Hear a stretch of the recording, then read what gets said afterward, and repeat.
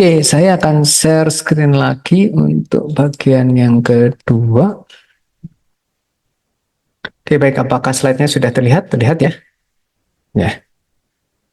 Jadi, untuk bagian yang kedua ini kita akan belajar berkaitan dengan peralatan untuk mengkonversi kimia, ya, atau dikenal sebagai reaktor. Nah, begitu. Ini jadi jantungnya industri kimia itu adalah di dalam reaktornya. Ya, misalnya contohnya gitu ya, dalam industri pupuk gitu ya, industri pupuk ada yang namanya reaktor amonia gitu ya, untuk membuat amoniaknya terlebih dahulu ya. Terus kemudian ada reaktor untuk mengkonversi amonia menjadi urea gitu ya. Nah, itu adalah contoh-contoh reaktor yang umum di industri kimia gitu ya. Nah, kalau misalnya kita perhatikan ya, eh, biasanya untuk reaktor ini gitu ya, kita juga akan memperhatikan tipe fluidanya. Ya, tipe fluidanya yang akan bereaksi itu akan seperti apa gitu ya. Nah, kalau misalnya kita perhatikan fluida itu kan ada padat, cair, dan kemudian ada gas gitu ya. Nah, kalau misalnya dia itu bentukannya itu adalah gas-gas gitu ya, gas sistem ini itu biasanya kita akan menggunakan vessel saja ya. Jadi ini ada sistem gas, ada sistem liquid gitu ya. Kalau cair sama cair nih fase reaksinya ya. Terus kemudian ada gabungan gas dengan cair ya. Misalnya kalau misalnya contohnya gas dengan cair itu adalah absorpsi CO2 dengan menggunakan larutan cairan ya. Pengabsorbnya itu adalah cairan ya. Itu akan apa namanya, bereaksi, CO2-nya kemudian ditangkap ya, larut ke dalam cairannya gitu ya. Nah, itu adalah sistem dengan gas dan cair. Kemudian ada juga tipenya itu adalah cair dengan cair gitu ya. Kalau misalnya kita perhatikan banyak sekali ya reaksi cair dengan cair ini gitu ya, di dalam industri kimia bahan alam itu hampir semuanya itu adalah reaksi yang berlangsung itu adalah cair dengan ini, pinus gitu ya, terus kemudian karet gitu ya, terus kemudian ada eh, getah-getah yang lain gitu ya, damar dan lain sebagainya. Itu adalah contoh nanti penyelenggaraan reaksinya itu adalah cair dengan menggunakan cair juga, dua reaktan cair itu kan kita selenggarakan esterifikasi misalnya ya, cairan apa namanya, alkohol itu kita reaksikan dengan apa bahan alamnya, itu terjadi reaksi esterifikasi. Itu adalah contoh untuk liquid dengan liquid. Kemudian ada juga ternyata itu adalah reaksi antara gas dengan solid gitu ya. Terus kemudian ada liquid dengan solid, terus kemudian ada gas, liquid, solid begitu. Ya. Jadi apa namanya, reaksinya gitu ya, itu dimungkinkan untuk juga misalnya kita punya selari gitu ya, kepadatan ya, garam-garaman gitu ya. Terus kemudian mau kita reaksikan solidifikasi gitu ya atau apa. Nah, itu kita bisa menggunakan reaksinya gas dengan solid begitu. Nah, ini juga akan bergantung dari mode reaksinya atau mode berlangsungnya, apakah berlangsung secara batch ataukah secara kontinu gitu ya, partaian ataukah secara terus-menerus begitu ya. Nah, ada tipe-tipenya kalau misalnya kita perhatikan gitu ya. Ada tipe tangki gitu ya. Terus kemudian ada juga tipe tubular. Gitu ya. Ada juga yang menggunakan agitated ya, atau diaduk gitu ya. Terus kemudian ada yang tipenya itu adalah counter. Jadi misalnya satu reaktan masuk dari atas, kemudian yang lainnya berseberangan masuk dari bawah. Misalnya asopsi, asopsi kan seperti itu. Ya, gas dari bawah, terus kemudian cairannya masuk dari atas. Ya, terus kemudian ada yang paralel, gitu ya, satu arah saja, gitu ya, ataukah yang ada juga yang counter seperti absorpsi, gitu ya. Nah, kalau misalnya kita perhatikan, ini contohnya untuk gas ini, gitu ya. Ini biasanya kalau tubular atau tangki itu biasanya pinginnya diselenggarakan secara paralel. Jadi titik masuk reaktan 1 dan titik reaktan 2 itu bersamaan. Supaya apa? Semenjak dia masuk ke dalam reaktor, gitu ya, sampai dia keluar reaktor, gitu ya, reaksinya itu berlangsung sepanjang reaktor tersebut. Ya, jadi barengan. Dan itu ya, waktu tinggal yang ini. Jadi kalau gas sama gas itu biasanya ini. Itu pun juga sama untuk liquid dengan liquid, gitu ya. Ini biasanya itu diselenggarakan juga secara paralel, gitu ya, secara paralel. Kecuali ada kecuali, saya menemukan kasus gitu ya, di mana prosesnya itu juga bisa diselenggarakan secara counter. Ya, jadi misalnya contoh pengambilan polisiklik aromatik hidrokarbon atau impurities dari apa namanya pelumas, gitu ya. Itu cairannya itu yang menangkap itu adalah furfural, bentuknya cair furfural. Terus kemudian apa namanya ya, pelumasnya itu adalah padatan. Karena kalau pelumasnya densitasnya lebih tinggi, gitu ya, dia diumpankan dari atas, sedangkan furfuralnya diumpankan dari bawah, begitu. Jadi dia nanti furfuralnya itu akan naik ke atas, sedangkan pelumas ini akan turun, begitu. Dan sepanjang dia itu menjalani prosesnya furfural naik dan pelumas turun, adanya pH itu akan diambil dari pelumas oleh furfural tadi, gitu ya. Ini adalah salah satu contoh kalau misalnya kita perhatikan bentuk yang liquid-liquid tetapi diselenggarakan secara counter, begitu ya. Ya. Nah, biasanya kalau gas liquid hampir pasti itu adalah bentuknya counter. Ya, kalau gas dan liquid. Nah, ini kalau liquid-liquid bisa dua-duanya ya, bisa counter, bisa juga paralel, gitu ya. Dari ini, oh maaf tadi itu ternyata satu ya, satu ini. Kalau misalnya dua-duanya reaktor itu biasanya bisa diselenggarakan dalam bentuk counter ataukah paralel, gitu ya. Nah, kalau misalnya gas dengan solid, gitu ya, ini umumnya counter, ya. Counter kita selenggarakan uh, secara apa namanya berbeda arah, titik masuk dari umpannya itu berbeda untuk reaktor yang satu dengan reaktor yang lain. Nah, ini bentuknya seperti ini kalau counter. Gitu ya, misalnya reaktan A ini dari bawah, kemudian reaktan B ini adalah masuk dari atas. Ya, ini mirip sekali dengan proses adsorpsi gas dengan menggunakan pelarut, gitu.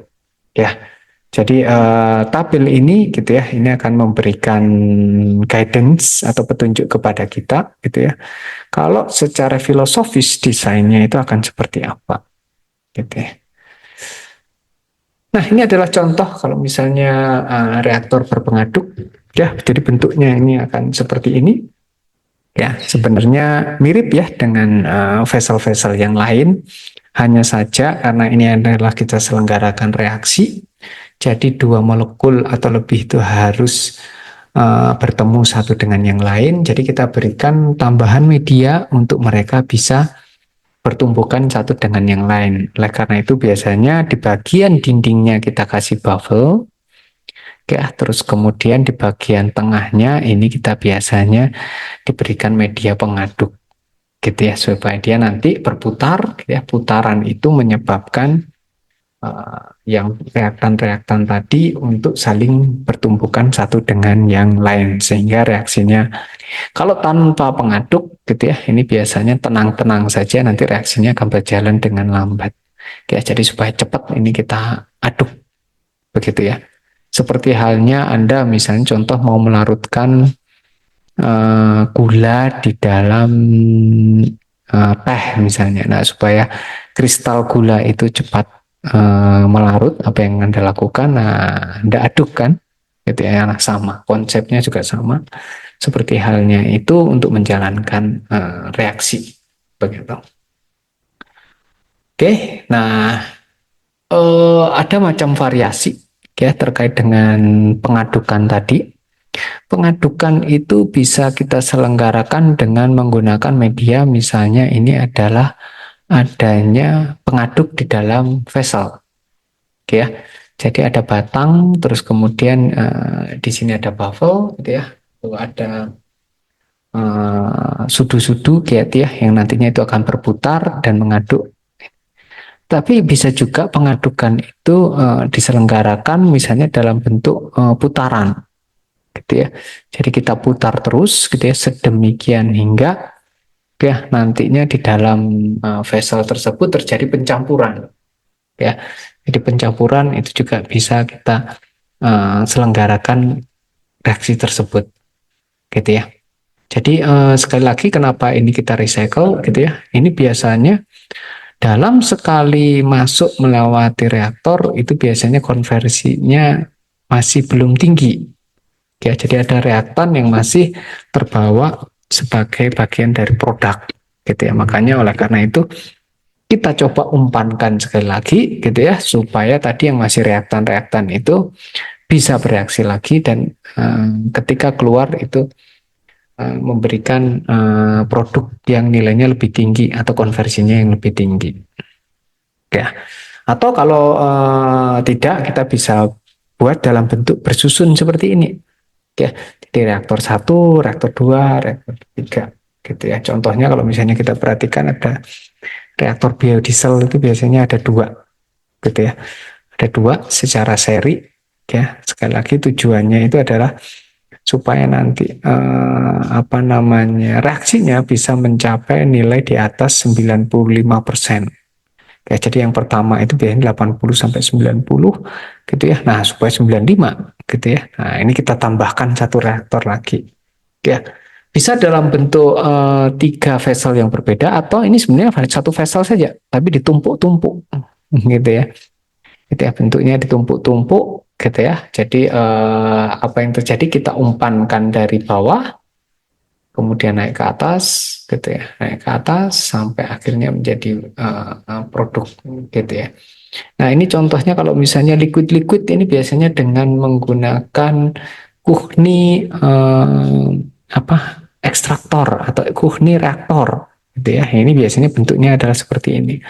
Ya, jadi bertingkat-tingkat, bahan dialirkan dari bawah terus kemudian naik ke atas, gitu ya. Dan kemudian ada baling-baling, gitu ya, yang nantinya berputar mengaduk supaya reaksinya bisa dijalankan disertai dengan penjagaan suhu di sini, ya. Jadi ini unit untuk menjaga suhunya supaya di dalam masing-masing tahap itu sempurna reaksinya, ya. Nah, kalau misalnya kita bentuk tadi itu bentuk skematik kasar, ini biasanya itu adalah gambar desainnya itu akan seperti ini, gitu ya. Jadi bisa dalam bentuk tampak samping itu nanti gambar kasarnya itu seperti sebelumnya, nah bentuk aslinya itu nanti seperti ini, gitu ya. Ada motor pengaduknya, terus kemudian ada batang pengaduk, terus kemudian ada baling-balingnya di sini, ya. Jadi kemudian di sini ada bagian untuk pemasukannya, gitu ya. Terus menjaga temperaturnya gimana? Nah, ini ada selimutnya nih. Nah, kalau misalnya kita perhatikan di sini, gitu ya, ini ada selimutnya, ya. Ini ada kondensat keluarnya, terus kemudian steam masuknya di sini. Jadi ini reaksinya itu adalah cenderung untuk apa namanya temperaturnya itu eh, endotermis, gitu ya. Jadi perlu kita jaga dengan menggunakan steam supaya temperaturnya itu tetap terjaga, misalnya tinggi, begitu. Ya, jadi ini bentukan ini, ataukah bentuk yang seperti ini, gitu ya. Bentuknya ini kalau ini pengadukannya dilakukan secara apa namanya vertikal, gitu ya. Kalau ini horizontal, gitu ya. Jadi sumbunya itu horizontal, gitu ya. Ini bisa ini mengaduk, gitu ya. Ini contohnya itu adalah pembentukan padatan, gitu ya. Misalnya pembentukan dari cairan menjadi padatan, gitu ya. Ini bentuk reaktornya itu bisa horizontal seperti ini, ya. Ini adalah reaktor yang dibantu reaksinya dengan menggunakan ball mill. Jadi ada bola-bola di sini. Ya, nanti reaktor ini berputar secara horizontal gitu ya. Nah, tentu aja bola-bola ini juga bergerak. Bergeraknya itu akan menumbuk reaktor-reaktor atau reaktan-reaktan padat sedemikian hingga nantinya akan membantu. Ya, jadi fungsi dari ball mill ini seperti pengaduk gitu ya. Jadi dia nanti akan membantu reaksi gitu ya, dengan cara dia itu juga bergerak gitu ya, membawa apa namanya reaktannya, terus kemudian menumbuk reaktannya juga gitu ya. Nah, kemudian ini adalah contoh kalau misalnya kita menggunakan apa namanya reaktor gitu ya, tetapi juga ada cubing untuk menjaga temperaturnya gitu ya. Jadi di sini kalau tadi itu adalah dalam selimutnya, ini ada cubing-cubing yang masuk ke dalam reaktor untuk menjaga temperaturnya, gitu ya. Ini disebut sebagai heat exchanger reaktor. Ya, nah apa namanya? Kalau misalnya bentukan reaksinya sih modelnya macam-macam ya. Jadi ada banyak sekali model yang nanti bisa kita kembangkan. Biasanya vendor-vendor itu sudah memiliki bentuk ininya. Ada yang display seperti ini, gitu ya.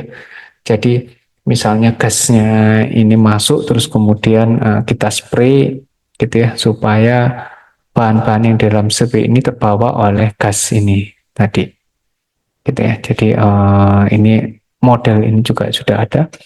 Kalau model yang panjang, reaktor yang panjang ini adalah salah satu contoh reaktor polimerisasi. Gitu ya. Jadi kalau polimerisasi itu kan biasanya panjang rantai itu akan menentukan. Ya, dari monomer-monomernya itu adalah butuh waktu dia untuk mendapatkan panjang rantai tertentu. Nah, ini biasanya reaktornya itu adalah tubular, tapi dibikin panjang gitu. Ya, oleh karena itu ini ada reaktornya masuk, kemudian dibelokkan gitu ya. Nah, ini kemudian terus ini. Ya, jadi reaksi industri polimer itu yang biasanya menggunakan tipe yang seperti ini, gitu ya. Oke, ini juga ada tipe-tipe yang lain juga, gitu ya. Kalau misalnya kita melihat, gitu ya, ini ada reaktor metanol nih, misalnya di sebelah sini, gitu ya. Ini jadi apa namanya gasnya ini dari atas, kemudian diproduksinya itu adalah di dalam ke bawah, gitu ya. Ini nanti akan menghasilkan yang namanya metanol. Ya, etanolnya keluar di bagian bawah. Ini adalah bed katalisnya dia, gitu ya, menggunakan ACI katalis, gitu ya. Ini juga contoh, gitu ya, kalau misalnya kita menggunakan ini. Jadi kalau misalnya kita perhatikan di sini, ini inletnya masuk, ya, terus kemudian masuk ke dalam cubing-cubing ini, tak lain tak bukan itu adalah sebenarnya ini nantinya akan diisi oleh yang namanya katalis besi, gitu ya. Nah, kalau misalnya ini nanti bisa memproduksi, gitu ya, berbagai bentuk bahan bakar. Misalnya ini, kalau misalnya kita perhatikan bahwa katalis besi ini, gitu ya, nanti akan menghasilkan gasolin, gitu ya. Jadi dari sintetik gas, syngas menjadi gasolin, gitu ya. Ini biasanya reaktor, contohnya itu adalah Fischer-Tropsch misalnya, dari syngas menjadi produk bahan bakar, begitu ya. Nah, ini tipe reaktor yang sangat terkenal sekali, gitu ya. Ini adanya di refinery ya. Kalau misalnya kita perhatikan di sini, ini ada dua reaktor. Sebenarnya satu reaktor itu adalah untuk membuat dia regenerasi. Nah, ini regeneratornya ya, ini reaktornya ya. Jadi kenapa ini dibuat seperti ini? Ini adalah contoh untuk reaktor atau reaksi cracking. Jadi menggunakan katalisnya itu PT. PT itu mudah sekali untuk terdeaktivasi. Aktifannya hilang. Cara untuk mengembalikan aktivasinya adalah dibakar sebenarnya. Ya, jadi dibakar lagi di reaktor ini, terus kemudian katalis yang sudah fresh atau sudah kembali ke aktifannya dikembalikan lagi ke dalam reaktor. Tapi dalam satuan detik dia akan terdeaktivasi lagi setelah setelah reaksi terjadi gitu ya. Satuan detik dia akan hilang keaktifannya. Jadi kembalikan lagi, diaktifasi lagi. Jadi ini adalah bentukan ya kalau zaman dulu seperti ini, kalau zaman yang sekarang gitu ya, kilang-kilang yang modern itu sudah dalam satu bentukan reaktor seperti ini. Gitu ya. Jadi ini cuma berbeda dari fungsinya sama gitu ya. Di sini juga ada bagian regeneratornya yang ini, terus kemudian ada bagian reaksinya. Ya, jadi ini kalau misalnya P ini dipecah menjadi dua, ini bentuknya seperti A ini. Ya, oke, ini tipe-tipe reaktor aja. Nanti juga Anda bisa lihat gitu ya, tipe-tipe reaktor. Bagaimana kalau kita mempertahankan suhunya atau menjaga suhunya, gitu ya. Ada yang menggunakan teknik menggunakan selimut, gitu ya. Terus kemudian ini kalau contohnya liquid dengan gas gitu ya. Jadi ini ataukah kita pasang HE gitu ya, ada cuping-cuping di dalamnya gitu ya untuk menjaga ini. Ataukah posisinya itu adalah kita take out terus kemudian kita naikkan temperatur atau turunkan temperatur atau kita pastikan temperaturnya di dalam suatu HE yang di luar kemudian kita kembalikan lagi. Oke, ini juga sirkulasi untuk menjaga HI tersebut. Ya. Nah, untuk yang seperti ini adalah tipe yang untuk mempertahankan supaya tidak terjadi vaporisasinya keluar. Gitu ya. Jadi kita kondensasi lagi, ya, supaya uap-uap yang terbentuk di sini kembali lagi menjadi cairan. Gitu ya. Jadi HI-nya di atas. Ya, jadi dia untuk mengetrap atau menangkap gas-gas atau vapor yang terbentuk, ya, kemudian dikondensasi lagi, akhirnya jadi masuk ke dalam reaktor. Gitu ya. Ini kalau misalnya tipe yang seperti ini biasanya ini adalah fire heater gitu ya. Jadi reaktornya itu dibakar langsung ya dengan menggunakan fuel atau bahan bakar dengan air gitu ya. Nah, kalau misalnya kita perhatikan profilnya gitu ya. Jadi profil ininya temperaturnya itu biasanya itu akan sangat tinggi sekali ketika awal reaksi, kemudian ini akan relatif turun ya dan konversinya itu biasanya itu adalah secara drastis meningkat, kemudian melandai pada saat sudah di bagian tengah menuju ke akhir dari reaktor. Ini adalah bentukan yang sangat umum dari tipe reaksi, gitu ya. Oke, baik. Itu materi yang saya disampaikan untuk hari ini. Mungkin ada pertanyaan dari para mahasiswa sekalian.